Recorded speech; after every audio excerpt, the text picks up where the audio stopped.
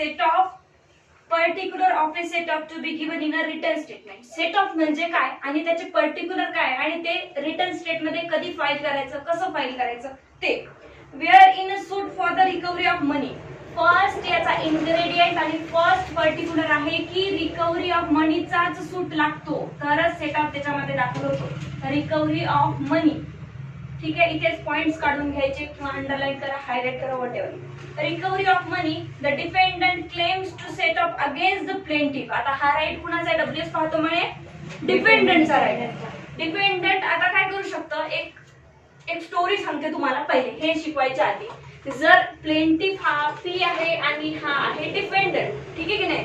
आता प्लेंटिफने प्लेंट दाखल केला डिपेंडंट वर की तुझ्याकडे माझे 1 लाख रुपये आहेत, ठीक आहे. मग 1 लाख रुपये आहेत, हा काय म्हणतो माहिती का डिपेंडंट, त्याला नोटीस मिळाल्यानंतर अरे माझेच तुझ्याकडे 50,000 आहे, ते कधी देणार आहेस तू, माझ्यावरच अलिगेशन लावले. मग डिपेंडंट काय म्हणतं कोर्टाला आपल्या डब्ल्यूएस दाखल करतो. डब्ल्यूएस मध्ये पॅरा टाकतो सेट ऑफचा, हेडिंग टाकतो त्याला सेट ऑफ आणि म्हणतो की माझेच त्याच्याकडे 50,000 आहे, एक काम करा सर मी त्याचे 1 लाख रुपये द्यायला तयार आहे, तुम्ही 50 मायनस करून घ्या, ठीक आहे की नाही. तर हे आहे सेट ऑफ. कळलं. तर बघूया पण ह्या सगळ्या गोष्टी कधी होतात, एक फक्त रिकव्हरी ऑफ मनीच्या सूटमध्ये सेट ऑफ डब्ल्यूएस मध्ये दाखल करू शकतो, अदरवाइज नाही. मोबाईल प्रॉपर्टीचं मॅटर आहे वगैरे वगैरे, फक्त रिकव्हरी ऑफ मनी म्हणजे मी डेटार आहे आणि क्रेडिटर आहे, दोघं जण आहे, त्यांनी याच्याकडे 50,000 घेतले, त्यांनी याच्याकडे 1 लाख रुपये घेतले, फक्त पैशाचा व्यवहार आहे. सूट कशासाठी आहे, suit for the recovery of money. So आता इथे आहे recovery of money the defendant claims to set off against the plaintiff's demand any ascertained sum. आता बघा परत काय म्हणतात दुसऱ्याच्यामध्ये असर्टेनेड सम, ठीक आहे की नाही. असर्टेनेड नेमका प्राइस किती मागायचं हे तुम्हाला माहित पाहिजे डिपेंडंटला. म्हणजे त्यांनी जर 1 लाखाचा दावा टाकला तर तुम्हाला कन्फर्म माहिती हवंय की मलाही 50,000 पाहिजे, नाही माझे पण त्याच्याकडे काहीतरी होते थोडेफार, असं जमणार नाही. असर्टनेड मनी ऑफ सम, ठीक आहे की नाही. दुसरा पॉइंट काय असर्टनेड, हे लक्षातच ठेवायचे सेट ऑफ मध्ये. सो पुढे या सम ऑफ मनी लिगली रिकव्हरेबल. तिसरा पॉइंट काय आहे, लिगली रिकव्हरेबल, ठीक आहे. लिगली रिकव्हरेबल काय आहे, आता लिगली रिकव्हरेबल म्हणजे भरपूर काही पॉइंट्स येतात त्याच्यामध्ये. लिगली रिकव्हर म्हणजे डिपेंडंटनी इलिगल वेनी मागू नये, नाहीचे पैसे तरीही उगीच टाकतोय, पहिला पॉइंट आहे. लिगली रिकव्हरेबल म्हणजे परत काय, तो लिमिटेशन मध्ये बसत नाही आहे. रिकव्हरी ऑफ मनीचा दावा आपल्याला किती याच्यामध्ये दाखल करायचा असतो, 3 वर्षामध्ये लिमिटेशन ऍक्ट नुसार, ठीक आहे. मग 3 वर्षाच्या आतच तुम्हाला ते सेट ऑफ मागावं लागेल. Ascertained sum of money legally recoverable by him from both parties.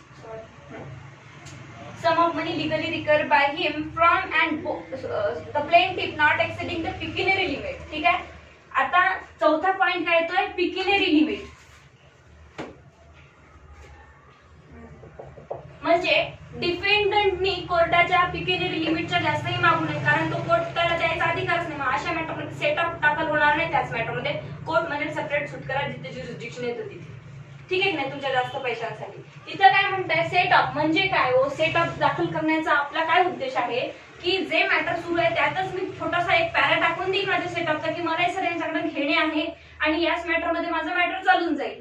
पण ज्या कोर्टात टाकले तिथे 5 लाखाचं ज्युरिस्डिक्शन आहे आणि तुम्ही 7 लाख जर मागत असाल तर तुम्हाला तिथे राईट आहे का सेटअपचा, नाही. बिकॉज त्या कोर्टाला पिक्युनरी ज्युरिस्डिक्शनच नाही आहे. इथे स्पष्ट म्हटलंय मॅडम पिक्युनरी ज्युरिस्डिक्शन म्हणजे तुम्ही कन्फर्म करू शकता की हा फक्त रिकव्हरी ऑफ मनीचाच सूट आहे, पिक्युनरी ज्युरिस्डिक्शन. सो तर तो पिक्युनरी ज्युरिस्डिक्शनच्या एक्सटेंड पण जाऊ शकत नाही. पुढे काय म्हटलंय बघा,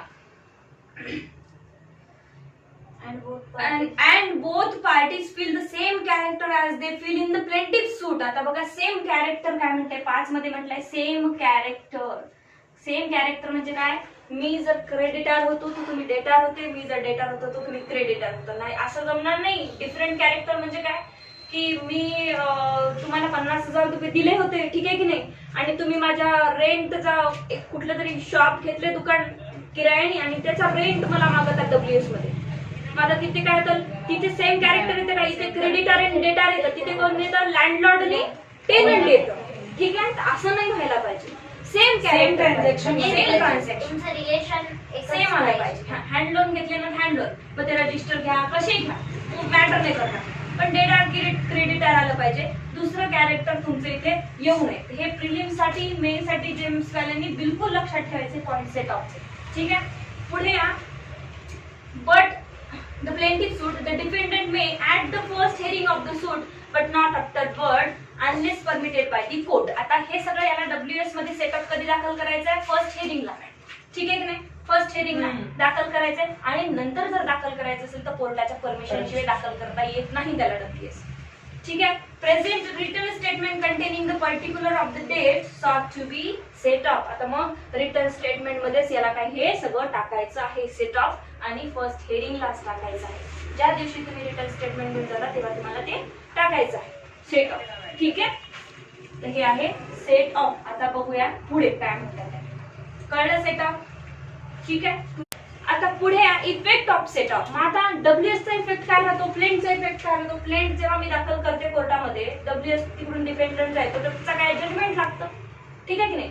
आता प्लेंटिफचा जर प्लेंट असेल, ठीक आहे, तर तो प्लेंट कोर्टामध्ये चालल्यानंतर त्याच्यावर जजमेंट लागेल, डिक्री लागेल. ठीक आहे, त्या प्लेंटला प्लेंट म्हणता येईल.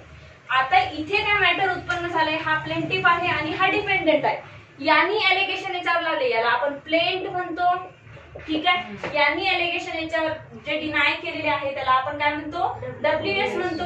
मग आता यांनी परत याच्यामध्ये एक पॅरा ऍड केला, याला काय म्हणायचं, तर याला काय म्हणायचो, याचा प्लेंट म्हणायचं. डिफेंडंटचा प्लेंट आहे ना हा, कारण यातले अलिगेशन डिनाय नाही करतोय, तो एक्स्ट्रा लावतोय.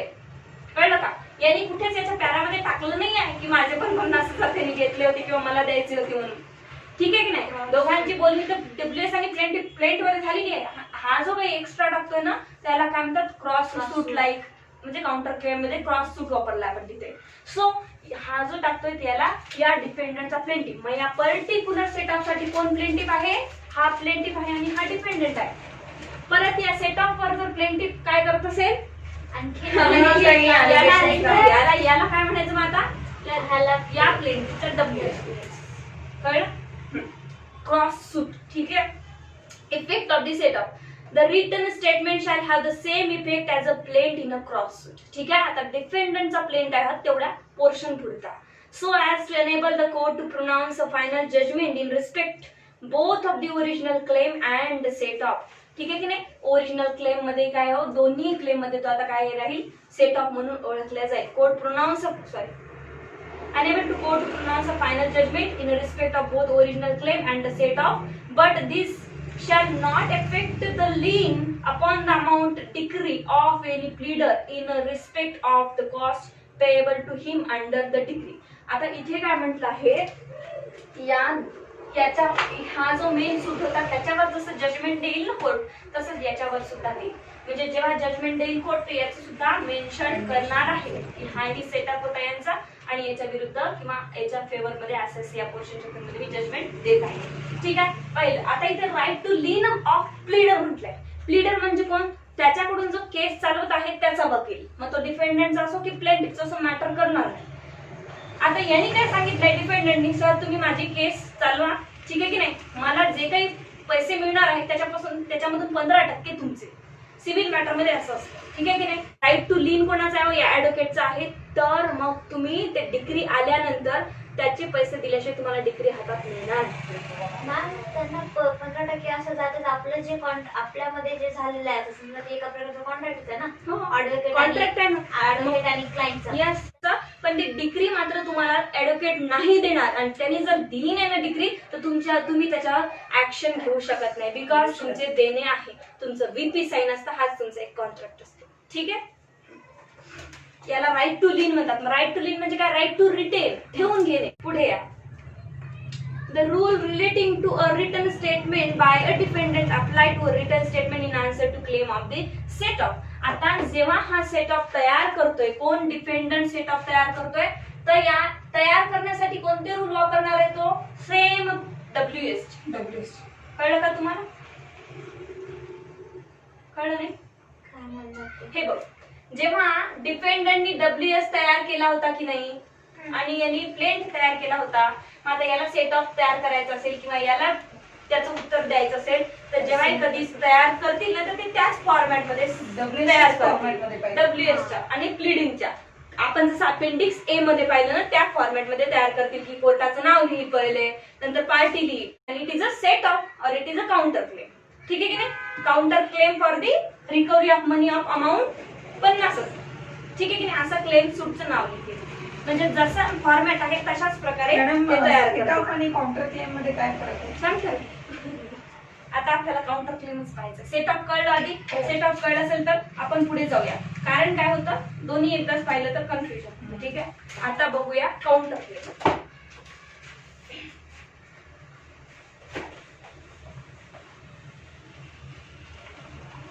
सेट ऑफ आणि काउंटर क्लेम मध्येच कन्फ्युजन होतं भरपूर. आता बघूया 6 मध्ये अमेंडमेंट करून 1976 पासून आपल्याला काउंटर क्लेम टाकलेला आहे. ठीक आहे. आधी कुठलीही अशी प्रोसिजर नव्हती. काउंटर क्लेम म्हणजे काय असतं, सेट ऑफ म्हणजे काय असतं, हे आपण एक जस्ट बोलून पहिले समजून घेऊया. सेट ऑफ मी काय सांगितलं की माझे हे तुमच्याकडे काही आहे, आपण ऍडजस्ट करून घेऊया दोघं. ठीक आहे की नाही. तुमचे एक आहे तर माझे 50 आहे, आपण ऍडजस्ट करून घेऊया आणि सूट इथे सेट ऑफ करून घेऊया. ठीक आहे. बट काउंटर क्लेमचं तसं नसतं. काउंटर क्लेम फक्त रिकव्हरी ऑफ मनीसाठी वापरत नाही. सेट ऑफ कशासाठी वापरतात, फक्त आणि फक्त रिकव्हरी ऑफ याच्या मॅटरमध्ये. त्याच्यानंतर इथे काय सांगितलं आहे, दुसरं सेम कॅरेक्टर. ठीक आहे की नाही. सेम कॅरेक्टर मग फक्त सेट ऑफ काम करतं. पण काउंटर क्लेमला सेम कॅरेक्टरचं बंधन नाहीये. ठीक आहे की नाही. आता इथे काय झालंय, एक प्रॉपर्टी आहे माझी, तिथे मी एकाला रेंटनी दिली. रेंटनी प्रॉपर्टी दिल्यानंतर त्यांनी सूट दाखल केला. एक तर तो माझा रेंट देत नाही. ठीक आहे की नाही. आणि स्वतः जाऊन कोर्टामध्ये सूट दाखल करतो आणि काय म्हणतो की जज साहेब यांनी मला रॉंगफुल पोझिशन करताय, मला पोझिशनवर ऑब्स्ट्रक्ट करत आहे, मला राहू देत नाही, मी यांचे पूर्ण पैसे पण पेड केले वगैरे वगैरे, आणि ही बघा प्रॉपर्टी माझ्या नावावर. काहीतरी खोटारडे दाखल केलं. आता मग मला नोटीस आल्यानंतर मला कळलं, अरे हे तर माझ्यावर वेगळेच अलिगेशन लावले. मी जाते आणि मी काय करते, WS दाखल करते, काउंटर क्लेम दाखल करते. काय की माझंच पोझिशन आहे तिथे, यालाच बाहेर काढा. आणि जर मी प्रूव्ह केलं तर कोर्ट त्याला बाहेर काढेल. त्यांनी काय केलं, स्वतःच्याच पायावर कुऱ्हाडी मारून घेतली.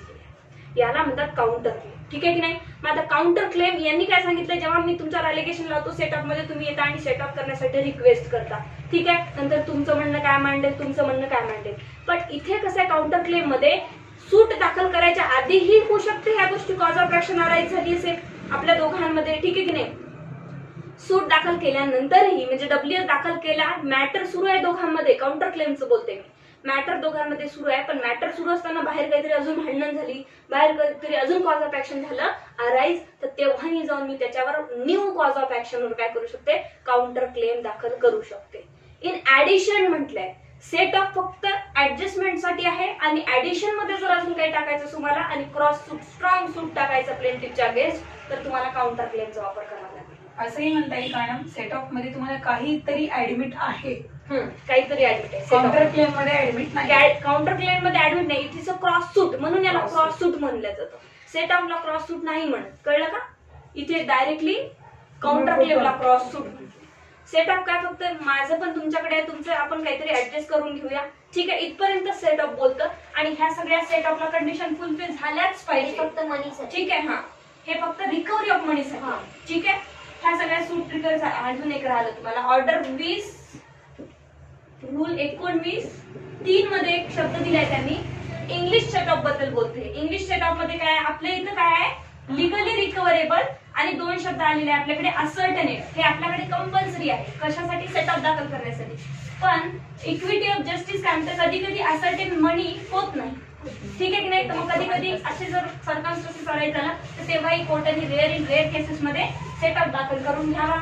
आणि लिगली रिकव्हरेबल म्हणजे जर लिमिटेशनचा बार येत असेल तिथे आणि त्यांनी तसे रिझन्स दिले तर तरी सेट ऑफ दाखल करून घ्यावा. याला म्हणतात equitable set of. Equity of justice. Equity जिथे सब्जेक्ट येतो ना, शब्द येतो, तेव्हा ऍडजस्टमेंटचा शब्द येतो. ठीक आहे की नाही, इंग्लिश लॉ नुसार. सो म्हणजे कुणाही सोबत इनजस्टिस होऊ नये त्याच्यासाठी त्याला म्हणतात इक्विटेबल सेटअप, आणि लिगल सेटअप याला म्हणतात. ठीक आहे. याला आपण जे आता पाहतोय ना तो लिगल सेटअप आहे. इक्विटेबल सेटअप जो आहे तो 2019 मध्ये. ठीक आहे. 2019(3). 2019 हा लीगल सेट ऑफ आहे ना. ऑर्डर 20 रूल 19 आणि सब रूल 3 मध्ये आहे. हा लिगल सेटअप आहे. लिगल म्हणजे सगळ्या गोष्टी तुमच्या इथे आल्याच पाहिजे तर तुम्ही सेटअप दाखल करू शकता इथे. ठीक आहे. 6A counter claim by defendant. A defendant in a suit may, in addition to his right, आता काय करेल, of is pleading a set of under rule 6. हे जे सेट ऑफ मागत होता आता त्यात काहीतरी काय करतोय, ऍडिशन करतोय. जेव्हाही कधी ऍडिशन होईल तेव्हा काय होईल तो काउंटर क्लेम. ठीक आहे की नाही? काय म्हणताय ऍडिशन रूल 6 मध्ये म्हणजेच कोणामध्ये सेट ऑफ मध्ये काहीतरी अजून ऍड होतंय. पहिले काय सांगतो इथे रिकव्हरी ऑफ मनीच पाहिजे, पण आता इथे अदर पण ऍड होतंय. रिकव्हरी ऑफ मनीची कंडिशन गेली तर अदर काही ऍड होत असेल, ऍडिशन मध्ये अजून डिपेंडंट काही मागत असेल.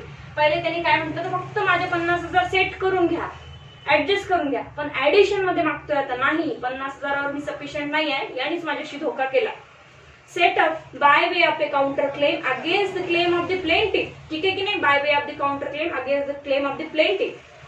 जे काही अलिगेशन प्लेंटिफली लावले ते तर खोटेच आहे, पुन्हा तो जास्तीचे अलिगेशन माझ्यावर लावतोय, मी पण जास्तीचे त्याच्यावर लावणार. Any right or claim in respect of a cause of action accruing to the defendant against the plaintiff. ठीक आहे की नाही? बघा काय म्हणत आहे, जे काही क्लेम, जे काही right, cause of action accruing the defendant against the plaintiff, त्याने जो प्लेंट दाखल केला एखादी कॉज ऑफ ऍक्शन घेऊन माझ्यावर, तर मलाही अजून कॉज ऑफ ऍक्शन त्याच्यावर टाकता येत आहे. ठीक आहे की नाही? माझ्याही सोबत अशी काही कॉज ऑफ ऍक्शन घडले की त्यांनी माझ्यासोबत असं केलंय म्हणून. So either before or after the filing a suit, either before or after the filing suit. म्हणजे आता इथे 3 ठिकाणी. पहिले काय बिफोर सूट, बिफोर सूट पण माझ्यासोबत कॉज ऑफ ऍक्शन घडलाय की प्लेंटिफनी घडवलाय. ठीक आहे. दुसरं काय म्हणत आहे आफ्टर सूट, आफ्टर सूट. ठीक आहे की नाही? सूट दाखल झाला पण परत तुमच्या दोघांमध्ये काही झालंय मध्ये होतो.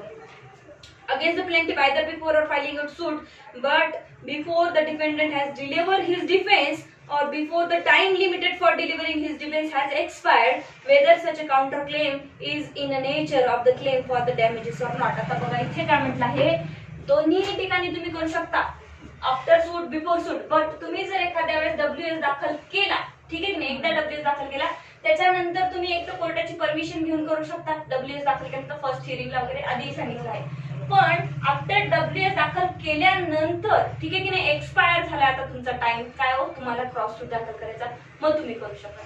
But before the defendant has deliver his defence or before the time limited for delivering his defence has expired, म्हणजे 30 दिवसाच्या आत WS दाखल करण्याचा होता, तर त्या तेवढ्याच पिरियड मध्ये तुम्हाला काय करायचं आहे, काउंटर क्लेम सुद्धा दाखल करायचा आहे. Whether such counter claim is in the nature of a claim for the damages or not. Damages मागण्यासाठी असो नाही असो फरक पडणार नाही, एक्सपायर झाल्यावर तुम्हाला काउंटर क्लेम दाखल करता येणार नाही. Provided that such counter claim shall not exceed the pecuniary limits of the jurisdiction of the court.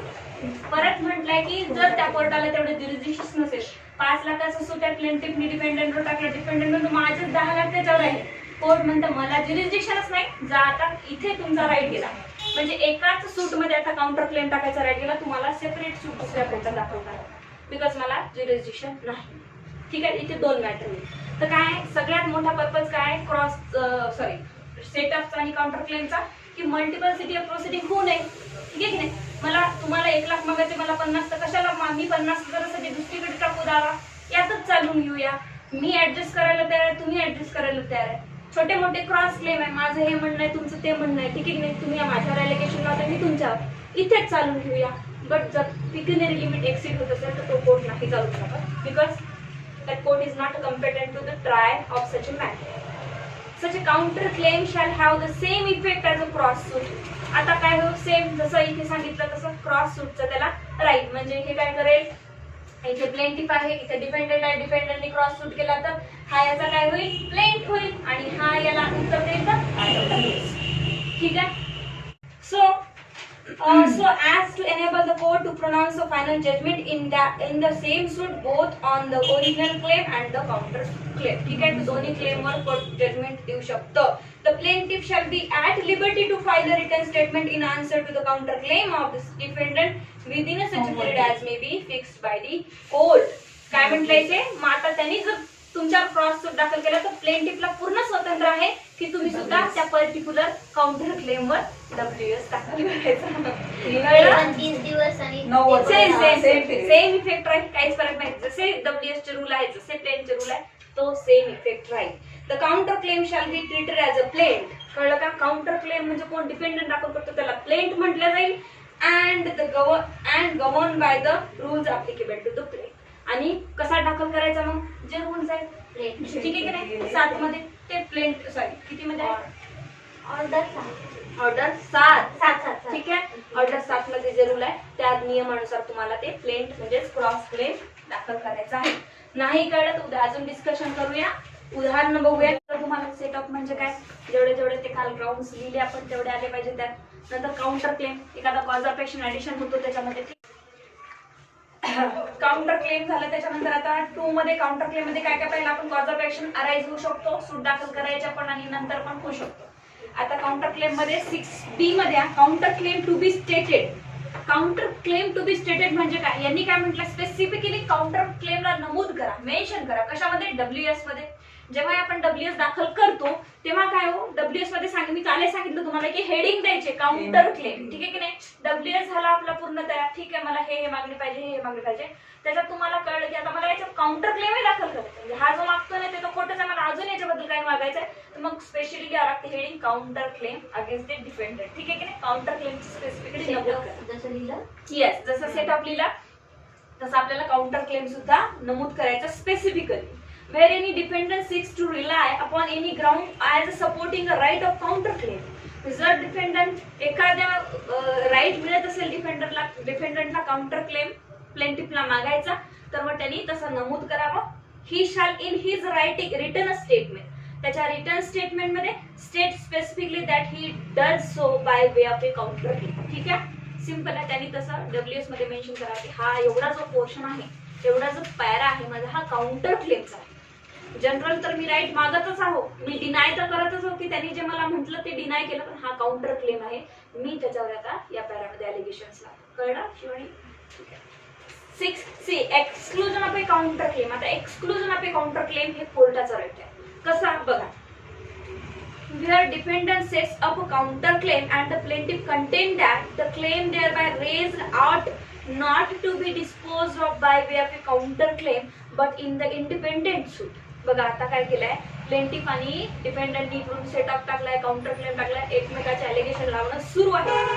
पुढे काय म्हणते, the plaintiff may at any time before issue are settle in relation to the counter claim apply to the court for an order that such a counter claim may be excluded and the court may on the hearing of such application make such order as it thinks fit.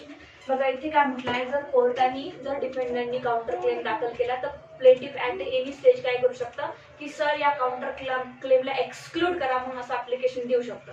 Exclude करा म्हणजे काय, काढून टाका. आणि मग court काय करेल, काढून कधी टाकेल, जर त्याला वाटलं योग्य नाही तर काढून टाकेल. माझ्या ऍप्लिकेशन मध्ये प्लेंटिफला तसं लिहावं लागेल. ठीक आहे, एक्सक्लूड करून टाकेल. दुसरी सिच्युएशन काय आहे, अराईज कधी सांगितलं मी काढून टाकणार क्लेम, कोर्ट वॅक्शिशियस असेल, ठीक आहे की नाही, एम्ब्रान्स होत असेल, डिले होत असेल तर कोर्ट काढून टाकेल. जसं की प्लेंटिफनी आता ऍप्लिकेशन दिलं काढून टाका, एक्सक्लूड करा म्हणून. पण जर काहीही तसं नसेल तर कोर्ट काय म्हणू शकतं, कधी कधी डिले वगैरे होत असेल तर कोर्ट म्हणू शकतं ठीक आहे, या काउंटर क्लेमला आपण सेपरेट सूट म्हणून दाखल करून घेऊ, म्हणजे वेगळा चाल.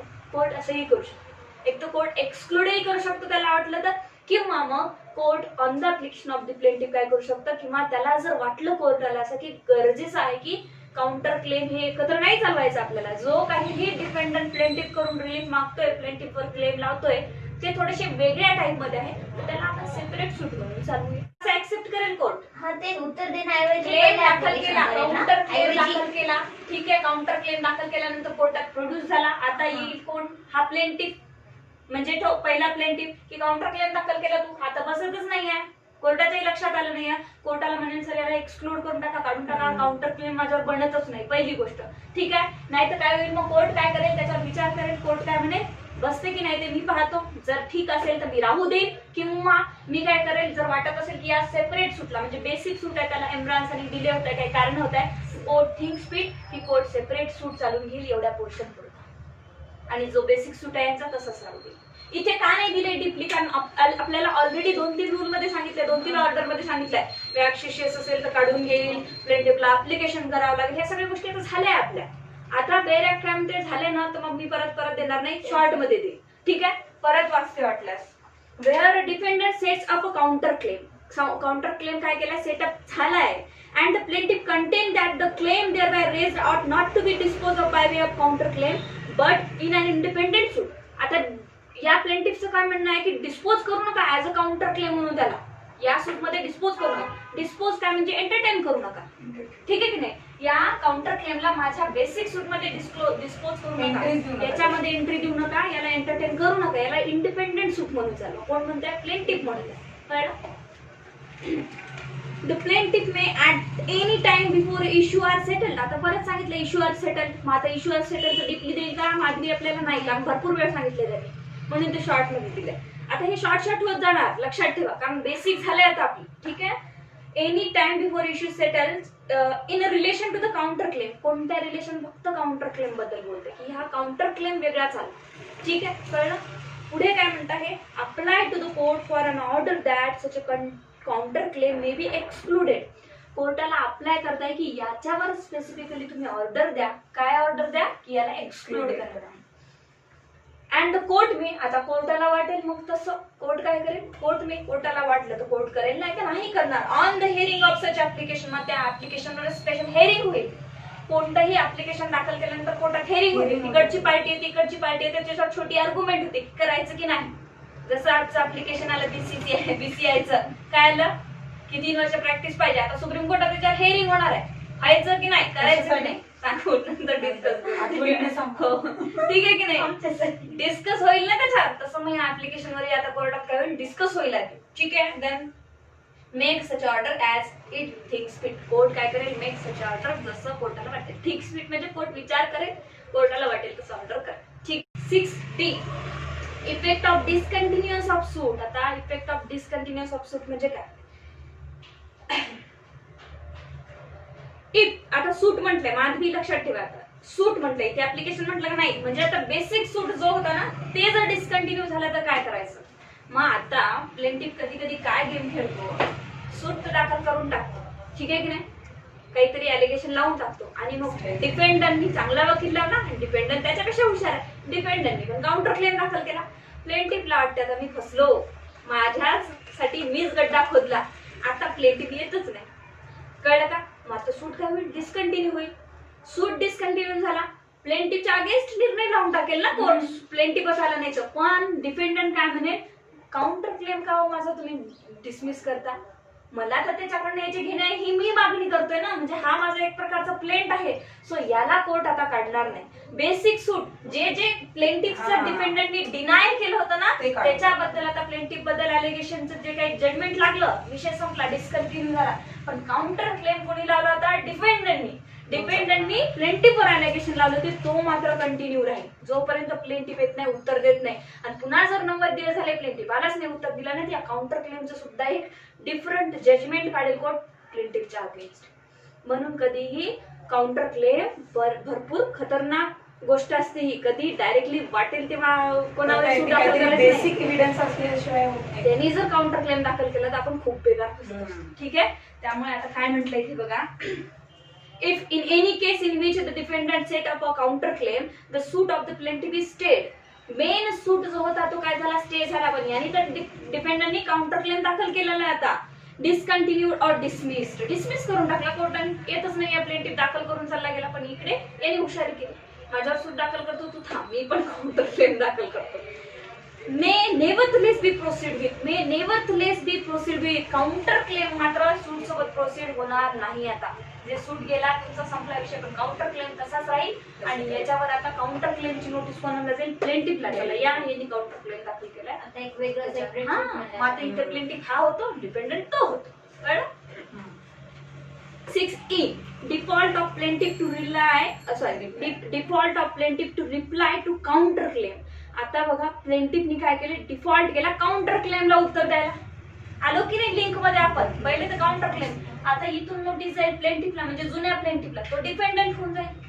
मग आता तो येत नाही आहे, कोण? प्लेंटिफ येतच नाही आहे. तर मग काय होईल? If the plaintiff makes default in putting in a reply to the counter claim made by the defendant, the court may pronounce a judgment against the plaintiff in relation of the counter claim made against him or make a such order in relation to the counter claim as he thinks fit. म्हणजे court. मग आता मी जसं आधी सांगितलं तुम्हाला की court काय करेल? मग तू आलाच नाही अजून तर कोर्ट काउंटर क्लेमवर सुद्धा जजमेंट काढून टाकेल.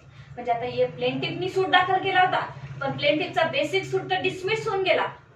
एक जजमेंट निघालं, परत कोर्टाकडे काउंटर क्लेम होतं एक सेपरेट, त्याच्यावरही आला नाही प्लेंटिफ, उत्तर दिलं नाही, डिफॉल्ट केला त्यांनी, ठीक आहे की नाही. मग आता काउंटर क्लेमवर एक स्पेशल जजमेंट काढेल कोर्ट प्लेंटिफच्या विरोधात. कळलं? 6F relief to defendant where counter claim succeed. आता बघा, रिलीफ टू डिफेंडंट, डिफेंडंटचा रिलीफ आहे वेअर काउंटर क्लेम सक्सीड. मग आता हा जो डिफेंडंट होता ना इकडचा, आपण इकडे प्लेंटिफला ठेवलाय, हा डिफेंडंट आहे काउंटर क्लेम वाला, आणि हा कोण आहे प्लेंटिफ जो की डिफॉल्ट करतोय, ठीक आहे की नाही, येत नाही आहे वारंवार. सो आता याला रिलीफ भेटला. कोणाला रिलीफ मिळाला? डिफेंडंटला. ऑफकोर्स रूल कंटिन्युअस करा. Where in any suit a set of or counter claim is established as a defense against the plaintiff claim and any balance is found due to the plaintiff or the defendant, as the case may be, the court may give a judgment to the party entitled to such a balance. म्हणजे court judgement देईल त्याच्यावर, आणि ज्याच्यावर पैसे उधार होत आहे, याच्याकडून बनत आहे याच्याकडून, हे जजमेंट तर काही येऊ शकतं ना, पुराव्यावर डिपेंड करतं. त्याच्या पण अगेन्स्ट येऊ शकतं, याच्या पण अगेन्स्ट येऊ शकतं काउंटर क्लेमचं. मग जी पार्टी सक्सीड होईल, म्हणजे जी पार्टी जिंकेल केस, त्याला मग आता जे काही अमाऊंट आहे ते बॅलन्स मिळणार. ठीक आहे. 6G rule relating to the return statement to apply. आता खूपच सिंपल आहे हे. तर जे मग आता काउंटर क्लेम दाखल कसा करायचा, जे काही आपण रिटर्न स्टेटमेंट पाहिलं ऑर्डर नंबर 8 मध्ये, काय काय होतं, कसं रिटर्न स्टेटमेंट दाखल करायचं, किती दिवसात नोटीस आहे, काय काय पर्टिक्युलर असले पाहिजे त्याच्यामध्ये, डिपेंडंटचं नाव, प्लेंटिफचं नाव, पर्टिक्युलर जे काही होते डिपेंडंटचे रिटर्न स्टेटमेंटचे नियम, तेच काउंटर क्लेम.